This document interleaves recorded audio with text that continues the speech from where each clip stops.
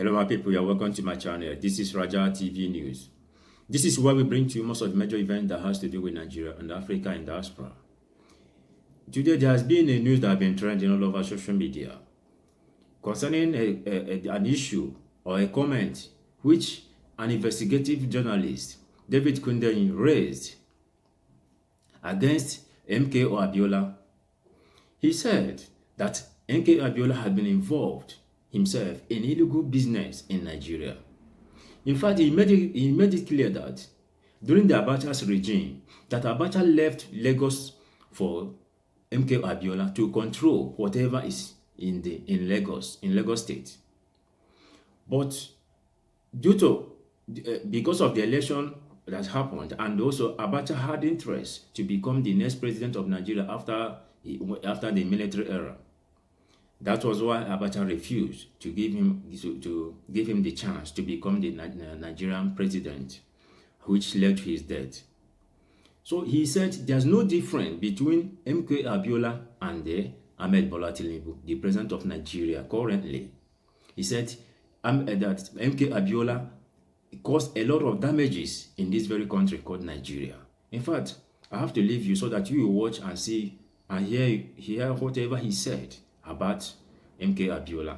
Then after the analysis, we have to proceed. Thanks. Tinubu, there was the original Tinubu who went by the name MKO Abiola.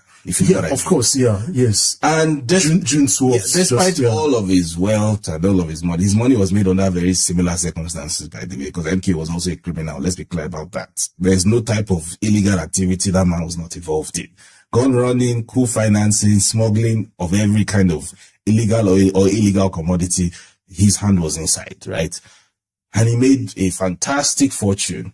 And despite all of his money, that presidency that he wanted, they just made sure they did not. Yeah, but that was different era. IBB, Abacha, right? That was a different era. Abacha wanted to be president. Abacha was the man. Abacha and IBB, and so IBB said to himself. What you are telling me?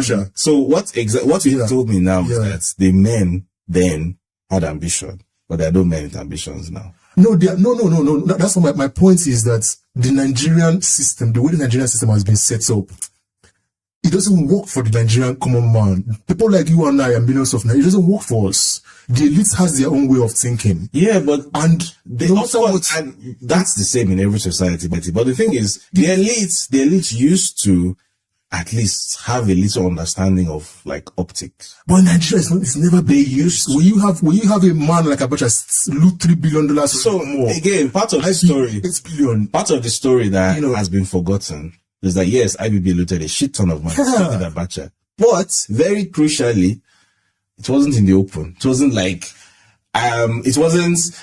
you had to be in the know to know. I agree. But on the surface, they were actually pretending to govern, right? And then people like MKO, characters like MKO, the establishment did not like them. Yeah, Abacha was like, you're coming to mess up things for... The establishment is not like them. And it wasn't necessarily because of any, like, personality clash or something. MKO and IBB were friends. MKO financed IBB's school, by the way. They were very good friends, right? MKO was friends with most of these military officers, including Abacha. But the thing is, they understood, or they thought that this thing that you want, like Nigeria has given you everything, or you've made everything from Nigeria. You did the ITT scam, you made billions from that. There's nothing illegal that happened in Nigeria between 1978 and 1992 that MKO Abiola's hand was not inside. That man made billions from everything that was wrong. Basically, the reason why we didn't have telephones, like we didn't really have telephone in Nigeria till 2001, was MKO Abiola. The ITT thing. That was him. He basically got a huge contract to provide the backbone for telephony in Nigeria. And it turned out to be a contract scam. He just pocketed the money and he didn't fucking do the work. Wow. That's where a large part of his fortune came from. Wow. So in their mind, they were like, obviously the military was in power when all of this happened. Yeah. So they knew, like, he was their friend. They shared the money together. So they knew that you are a crook, right? We are also crooks, but in addition to being crooks, we are also pretending to be statesmen. There's nothing statesman-like about you. You're just a crook. That's it. That's all you are. You are literally just a criminal. There's nothing else to be said about you. We don't want you here. And that's not necessarily because, they loved Nigeria, they respected Nigeria, but it's just that sense of pride that this one we won't give you. So I genuinely thought that there was still that institutional memory within Nigerian security architecture that they will look at someone like Tinubu and they'll be like, this one, everything else you've eaten Lagos, you put it inside your mouth. Like the largest sub-national economy in Nigeria, you put it in your mouth. Everything there, you take a cut. Everything that happens in Lagos, you take a cut out of it. Every legal or illegal, ideally, it gets a cut out of everything. And we've let you have it. But see this Aso Rock, this one, this prize jewel, we are not going to let you have it. I genuinely thought they had that consciousness. And I just realized at the end of the day, it's either of two things. Either the people who had that consciousness have all retired, and the people who are in charge now, who are in power now, are a bunch of kids. I think it's a letter. Or this man just is able to wield so much money and so much international support and influence, specifically from the US government, the State Department. I'm going to come to that next. That basically it doesn't even matter what people want or don't want within, which for me is a much worse possibility, because that would mean essentially that Nigeria is being ruled. Yes, my people, I'm back. You people have heard it all. You have seen everything. This guy unveiled the whole thing, the whole issue. In fact, people, this is histories. This is why you need to be following history. This is why you need to be following this channel to understand things that have been going on in this very country called Nigeria. Most of the people, you think that they are sent, they are not sent.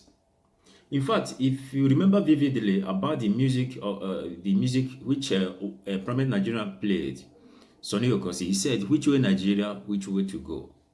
He played this music since 1983.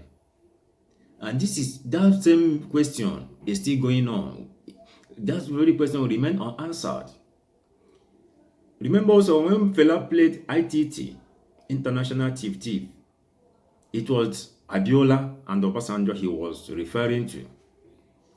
It was this very scam this man analyzed in this very video that you have just watched, that this guy, that Fela was referring to. Of course, he mentioned them. He called their names. And this is why you need to follow up this very channel to understand the issues that have been going on, why things going the way it has been going. So follow up this channel. Remember that this is your Raja TV news. This is what we bring to you all the news that you need, information. Remember to subscribe to our channel and also follow us for more news. Thank you.